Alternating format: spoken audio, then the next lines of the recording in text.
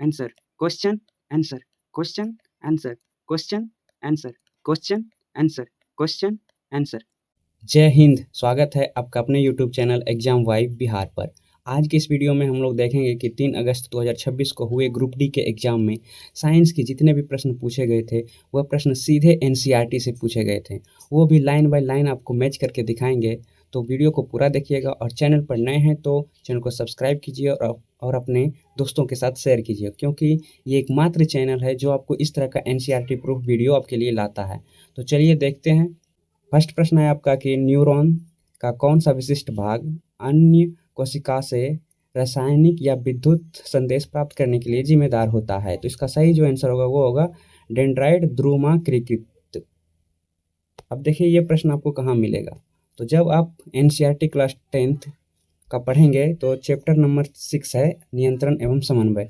वहाँ जब आप जंतु तंत्रिका तंत्र का टॉपिक पढ़ेंगे तो देखिए यहाँ लिखा हुआ है कि यह सूचना एक तंत्रिका कोशिका के ध्रुमाकृतिक, जो आपका ऑप्शन में था, सिरे द्वारा उपार्जित की जाती है और एक रासायनिक क्रिया द्वारा एक विद्युत आवेग पैदा करती है। यह आवेग ध्रुमिका से कोशिका तक जाता है। तो देखिए यहाँ से ये प्रश्न बना था। अब अगला प्रश्न देखते हैं। अगला प्रश्न है कि कोशिका के भीतर ऑक्सीजन की उपस्थिति या अनुपस्थिति में ग्लूकोज के विखंडन से जैविक ऊर्जा उत्पन्न होने की प्रक्रिया को क्या कहा जाता है। तो दोस्तों इसे कहा जाता है कोशिकीय श्वसन। तो बी इसका आंसर हो जाएगा। अब देखिए जब आप क्लास 10th का एनसीईआरटी साइंस का पढ़ेंगे तब चैप्टर नंबर 5 जिसका नाम है जैव प्रक्रम, और देखिए अगर आप न्यू एनसीईआरटी और ओल्ड एनसीईआरटी में जो है ये सभी चैप्टर का जो क्रमांक है वो आगे पीछे हो सकता है। किसी में अगर ये ओल्ड में 5 है तो न्यू में 6 हो सकता है, इस तरह हो सकता है, लेकिन दोनों बुक में आपको ये सभी टॉपिक मिल जाएंगे।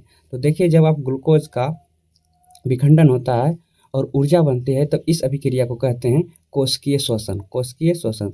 तो जो भी बुक होगा आपको चित्र 5.8 देखिएगा तो वहाँ ये प्रश्न मिल जाएगा। अगला प्रश्न आपसे पूछा गया था कि निम्नलिखित रासायनिक अभिक्रिया का मुख्य उत्पाद क्या होता है। जैसे अभिक्रिया दिया है NaOH प्लस HCl, तो इसके बाद क्या बनेगा। तो इसके बाद बनेगा NaCl प्लस H2O। अब देखिए ये प्रश्न आपको हूबहू एनसीईआरटी में मिलेगा। जब आप एनसीईआरटी क्लास साइंस का एनसीईआरटी पढ़ेंगे 10th का तो चैप्टर 2 में अम्ल क्षारक एवं लवण जो है चैप्टर का नाम है, इसमें एक टॉपिक मिलेगा कि अम्ल एवं क्षारक परस्पर कैसे अभिक्रिया करते हैं। तब देखिए जब आप इसे पढ़ेंगे तो देखिए हूबहू आपका जो अभिक्रिया यहाँ लिखा गया है Na plus OH plus HCl arrow NaCl plus H2O, और इस अभिक्रिया को जो है उदासीनीकरण अभिक्रिया कहते हैं। अगला प्रश्न था आपको जो काफ़ी इजी प्रश्न था, स्वच्छ आकाश का नीला रंग दिखाई देने का मुख्य वैज्ञानिकरण क्या है। तो इसका जो सही आंसर होगा वो होगा प्रकाश का प्रकीर्णन। अब देखिए हार्ड प्रश्न को एनसीईआरटी से दिखा रहे हैं तो जो इजी प्रश्न है उसे भी दिखा देते हैं। तो देखिए जब आप क्लास 10th का ही एनसीईआरटी पढ़ेंगे चैप्टर नंबर 10, तो चैप्टर का नाम है मानव नेत्र तथा रंग बिरंगा संसार। मानव नेत्र तथा रंग बिरंगा संसार। तब इसमें आपको टॉपिक मिलेगा प्रकाश का प्रकीर्णन। जब आप इसे पढ़ेंगे तो देखिए यहाँ लिखा है कि आकाश का नीला रंग, गहरे समुद्र के जल का रंग, सूर्योदय तथा सूर्यास्त के समय सूर्य का रक्ताभ दिखाई देना कुछ ऐसी अद्भुत परिघटना है जो प्रकाश के प्रकीर्णन का उदाहरण है। अब अगला प्रश्न था कि न्यूटन के गति के दूसरे नियम के अनुसार यदि किसी निश्चित द्रव्यमान वाली वस्तु पर एक संतुलित बल लगाया जाता है तो वस्तु पर क्या प्रभाव पड़ेगा। तो इसका जो सही आंसर होगा वस्तु में बल के अनुक्रमानुपाती त्वरण उत्पन्न होगा, बी। अब देखिए ये प्रश्न बना है जब एनसीईआरटी 10th, देखिए कैसे मात्र एक क्लास का साइंस यानी 10th से ही मैक्सिमम प्रश्न बनाया गया है। तो अध्याय 8 है आपका चैप्टर 8 बल तथा गति के नियम। यहाँ से आपका न्यूटन के द्वितीय गति नियम से प्रश्न बना है। तो देखिए जब आप न्यूटन का द्वितीय गति नियम पढ़ेंगे तो वहाँ से बल का व्यंजक प्राप्त होता है F बराबर ma। तो यहाँ क्या बोल रहा है, यदि किसी निश्चित द्रव्यमान यानी m जो है इसको निश्चित कर देना है तो क्या होगा F यानी बल क्या होगा त्वरण के अनुक्रमानुपाती हो जाएगा। तो यहाँ से ये प्रश्न बना है।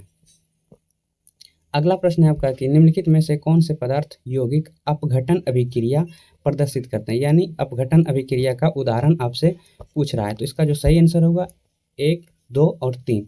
अब देखिए ये प्रश्न भी आपको एनसीईआरटी में हूबहू मिल जाएगा। जब आप 10th का ही साइंस का एनसीईआरटी पढ़ेंगे तो चैप्टर 1 में ही जिसका नाम है रासायनिक अभिक्रिया एवं समीकरण में आपको वियोजन अपघटन अभिक्रिया के उदाहरण में ये सभी मिल जाएंगे। जैसे देखिए CaCO3 जो आपका ऑप्शन था, उसके बाद है AgBr, और फिर अगर आगे पढ़ेंगे तो H2O। ये तीनों उदाहरण का आपको मिल जाएगा। और जो चौथा ऑप्शन था FeCuSO4 ये आपका अपघटन अभिक्रिया का उदाहरण नहीं है। अगला प्रश्न था कि कफ सिरप, टिंचर, आयोडीन और कई टॉनिक जैसी दवाओं बनाने में इथेनॉल का उपयोग मुख्य रूप से उसकी किस विशेषता के कारण किया जाता है। इसका जो किया जाता है यह है इसकी विशेषता एक उत्कृष्ट विलायक के कारण, अत्यंत उत्कृष्ट विलायक के कारण। तो ऑप्शन ए हो जाएगा। अब देखिए ये प्रश्न भी एनसीईआरटी में हूबहू मिलेगा। जब आप क्लास 10th का एनसीईआरटी पढ़ेंगे साइंस का, तो चैप्टर नंबर 4 कार्बन एवं उसके यौगिक में टॉपिक मिलेगा एथेनॉल के गुणधर्म। तो यहाँ आप पढ़ेंगे तो लिखा गया है कि इसके अतिरिक्त एक अच्छा विलायक है, यह एक अच्छा विलायक है, इसलिए इसका प्रयोग tincture, iodine, cough syrup, tonic जैसी औषधि में होता है। यानी ये एक अच्छा विलायक है, जो आपका ऑप्शन ए में लिखा था, यानी ये अत्यंत उत्कृष्ट विलायक है। अगला प्रश्न था कि जो बेसिक प्रश्न था, निम्न में किस माध्यम में ध्वनि की गति सबसे अधिक होती है। तो इसका आंसर हो जाएगा ठोस में। अब देखिए ये प्रश्न भी एनसीईआरटी में मिल जाएगा जब आप क्लास 10th का एनसीईआरटी पढ़ेंगे, सॉरी ये 9th के एनसीईआरटी में। चैप्टर नाम मिलेगा आपको ध्वनि। यहाँ आपको मिलेगा टॉपिक विभिन्न माध्यमों में ध्वनि की चाल। जब आप इसे पढ़ेंगे तो लिखा गया कि जब हम ठोस से गैसीय अवस्था में जाते हैं तो ध्वनि की चाल कम होती जाती है, यानी सबसे ज़्यादा ठोस में होगा, उसके बाद द्रव्य में, फिर गैस में। अगला प्रश्न था आपका जो न्यूमेरिकल था कि किसी बिलियन के 80 ग्राम पानी में 20 ग्राम साधारण नमक मिलाया जाता है तो बिलियन की द्रव्यमान प्रतिशत सांद्रता कितनी होगी। तो देखिए इसका जो आंसर होगा 20%। अब देखिए ये प्रश्न भी एनसीईआरटी में है, बस डिजिट आपको अलग किया गया, बाकी आपको हूबहू मिलेगा। जैसे देखिए यहाँ लिखा गया है कि विलय पदार्थ का द्रव्यमान 40 ग्राम, जो आपका क्वेश्चन में था 20 ग्राम मान लीजिए, वहाँ दिया गया है, सॉरी यहाँ है क्वेश्चन। तो देखिए 1 बिलियन के 300 ग्राम विलायक में 40 ग्राम साधारण नमक विलय है, और वहाँ कितना था 80 ग्राम विलायक और 20 ग्राम साधारण नमक। तो बिलियन की सांद्रता का परिकल्पना करें। देखिए ये सूत्र आपको यहाँ दिया गया है कि बिलियन द्रव्यमान प्रतिशतता निकालने के लिए बिलियन पदार्थ का द्रव्यमान जो क्वेश्चन में था तो हो जाएगा कितना, विलय पदार्थ का 20%, और नीचे है बिलियन का द्रव्यमान, तो बिलियन टोटल कितना हो जाएगा यहाँ आपको बताते हैं। देखिए विलय 20 और बिलियन, बिलियन में दोनों आ जाएगा, विलायक और विलय, तो ये हो जाएगा 100 और गुना फिर 100% निकालने के लिए कट जाएगा, आ जाएगा 20%। देखिए हूबहू प्रश्न मिला है, बस सिर्फ डिजिट चेंज कर दिया गया है क्वेश्चन का। अब नेक्स्ट प्रश्न था आपका कि रसायन विज्ञान में द्रव्यमान संरक्षण का नियम निम्नलिखित में से किस वैज्ञानिक द्वारा प्रतिपादित किया गया था। तो इसका जो सही आंसर होगा एंटोनी लेवोजियर, एंटोनी लेवोजियर।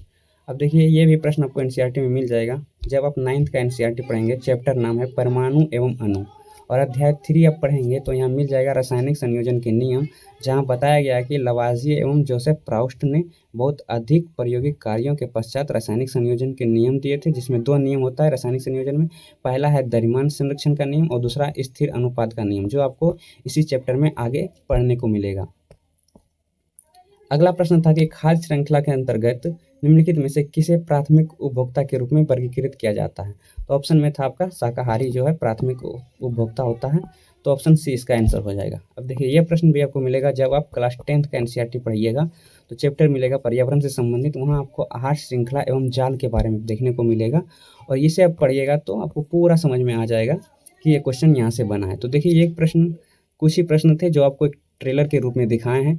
बाकी अगर आपका सपोर्ट इस वीडियो पर रहा तो जल्द ही सभी प्रश्नों का एनसीईआरटी एनालिसिस लेकर आएंगे। तो इस चैनल को सब्सक्राइब कीजिए, वीडियो को लाइक कीजिए और अपने दोस्तों के साथ शेयर कीजिए। फिर मैं आपके लिए सभी प्रश्न का एनालिसिस लेकर आऊँगा जल्द ही। मिलते हैं अगले वीडियो में। जय हिंद, वंदे मातरम।